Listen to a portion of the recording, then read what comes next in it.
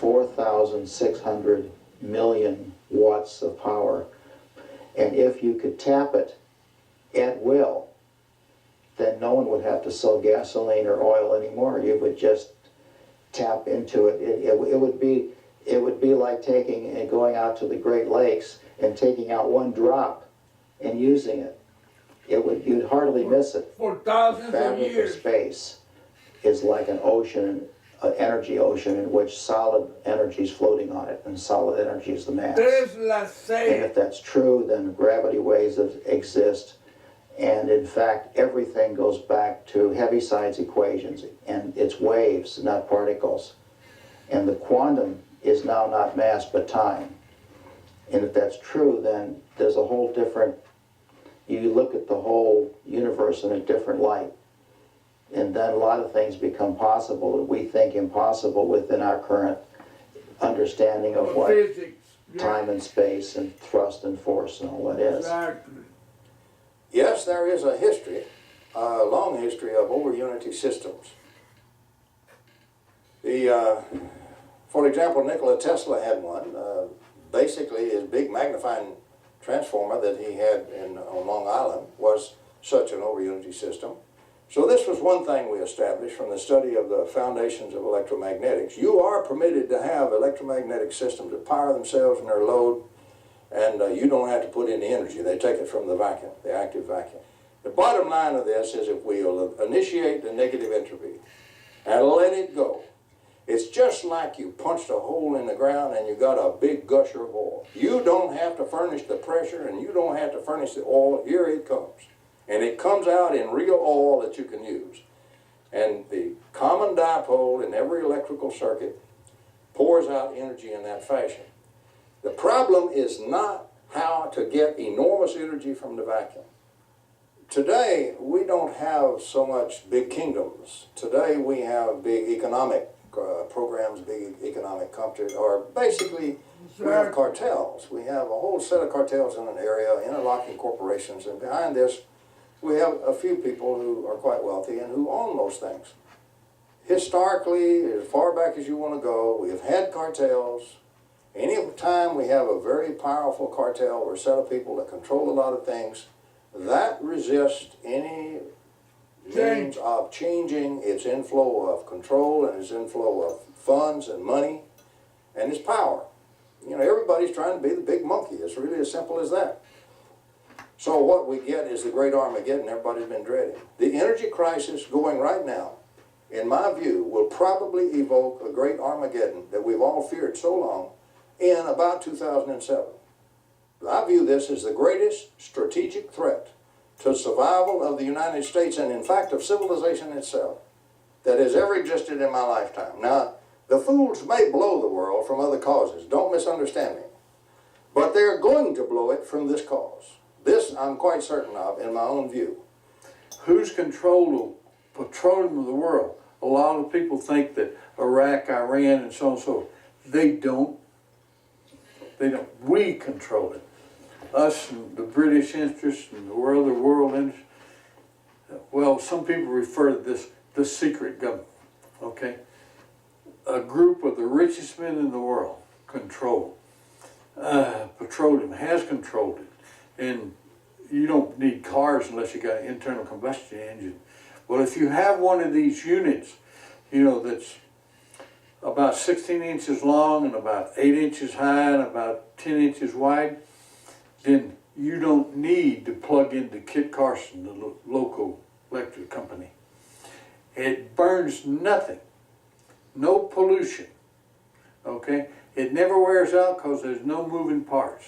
What the people in power right now don't want us to know is that this free energy is available to everybody. Exactly.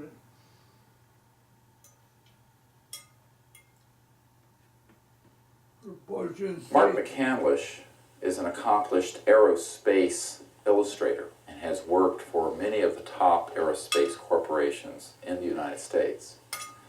His colleague, Brad Sorensen, with whom he studied, has been inside a facility at the then Air Force Base, where there were alien reproduction vehicles, or ARVs, that were fully operational and hovering there. In his testimony, you will learn that we not only have operational anti-gravity propulsion devices, but have had them for many, many years, and that they have been developed through the study, in part, of extraterrestrial vehicles over the past 50 years.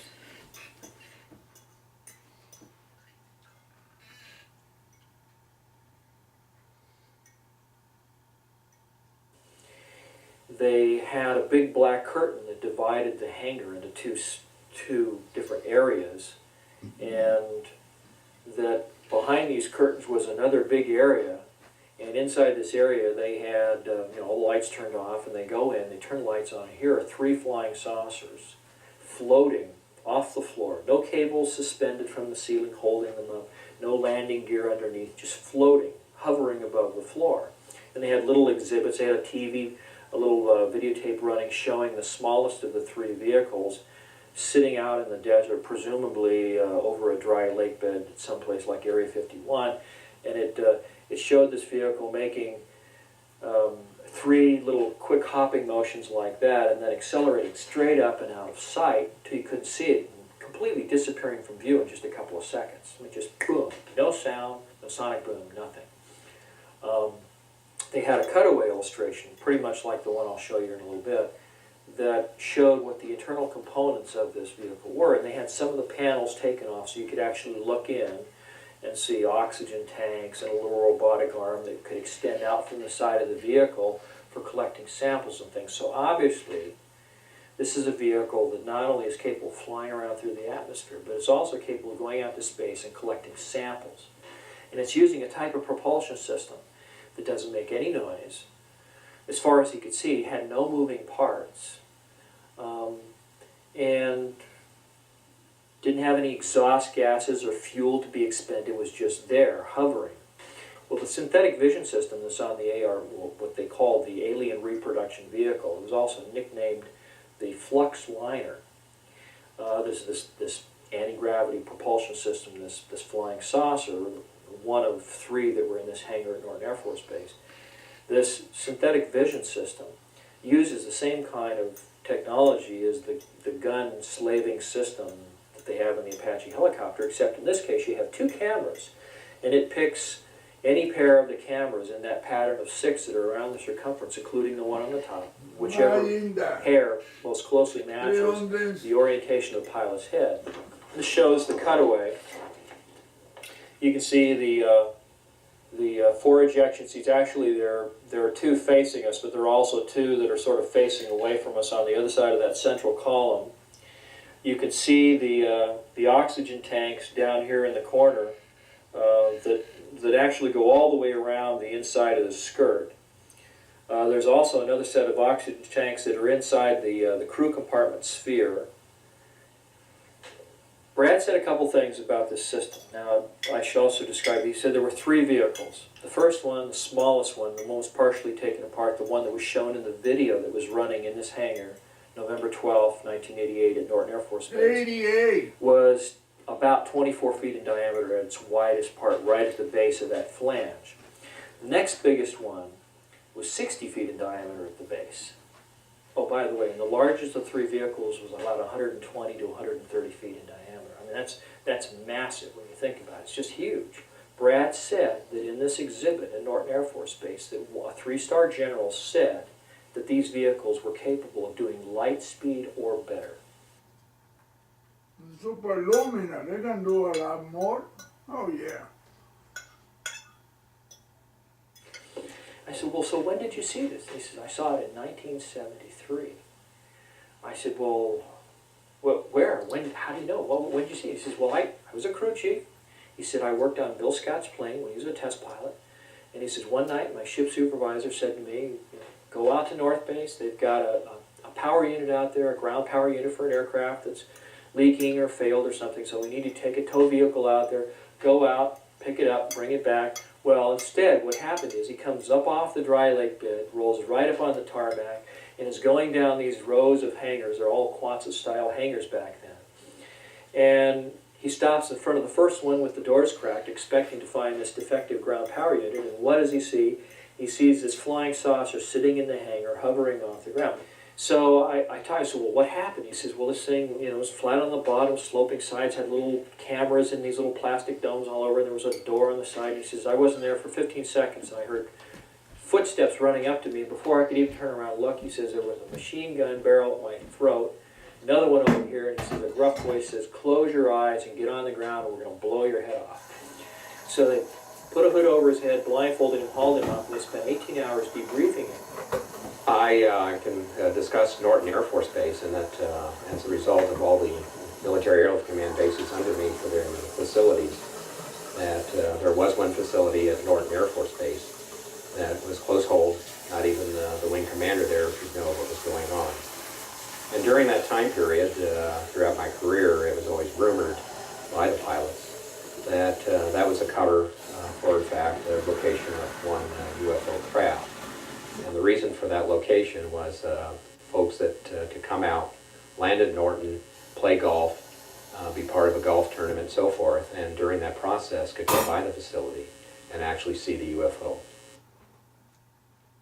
Don Phillips is an Air Force military man. He worked with Kelly Johnson at the Skunk Works, Lockheed, as a young man. 1959, His Dr. testimony Boyd Bushman conclusive. said they already He had a goes into personality tremendous detail engine. about the fact that we not only Control the have these picture of devices, it. that we have studied them, and that we have had tremendous technological advances from the study of these extraterrestrial vehicles. I know there were two prominent people that, to this day, I still know, that founded what we call Area 51. They're two friends. The idea that there is craft being worked on is not just an idea. Yes, there was craft there. I've talked to others that have worked on it. There's different levels there. What you see on the surface is not representative of all of the research areas that are there.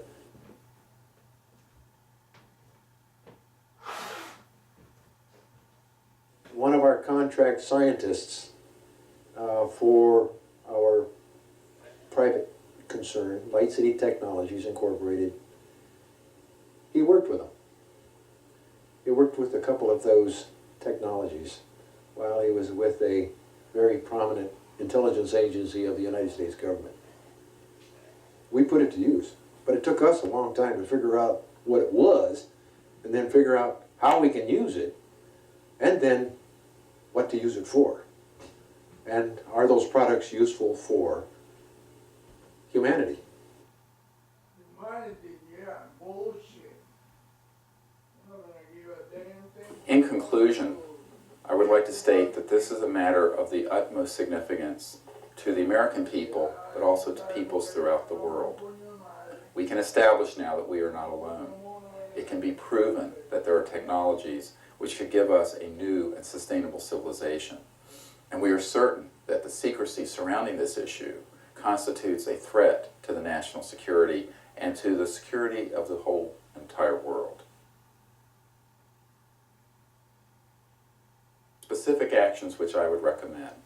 I would recommend that our scientific institutions, such as the National Science Foundation, the National Academy of Sciences, and others around the world, look into this subject with an impartial and objective view to getting to the bottom of the facts. You cannot dismiss over 100 people's testimony who range from brigadier generals to colonels to air traffic controllers at strategic air command facilities in a cavalier fashion. There can be no denying that there is something going on. It at the minimum deserves a serious, well-funded scientific inquiry.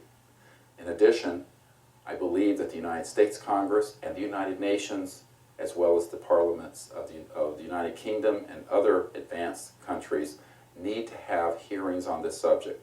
There are thousands of prospective witnesses to this whole matter. They will come forward if they are protected, if there is an official and serious and honest inquiry that is oriented towards getting to the truth.